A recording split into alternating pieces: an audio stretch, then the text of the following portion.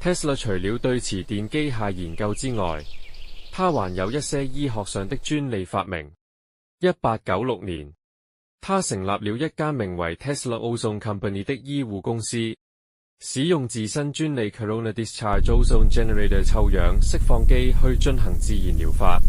呢個醫療服務獲得業界的認同，而且確認有明顯效用。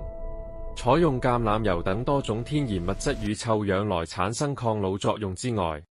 還可就調理免疫系統、改善血液循環等等產生效果。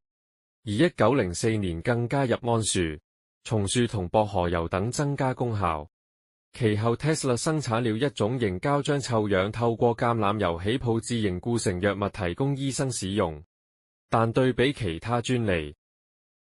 這項目的回報不足以支持其他研究開發。1906年，Tesla 為 Waltham Watch Company 製造全球第一個氣壓差速度計嘅 Friction Speedometer。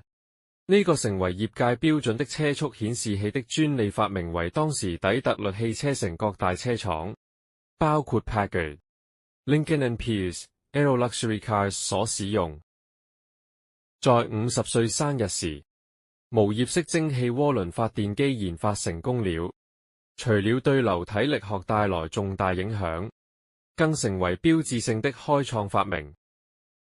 在這種環境的不安與個人的財政危機的不斷加壓下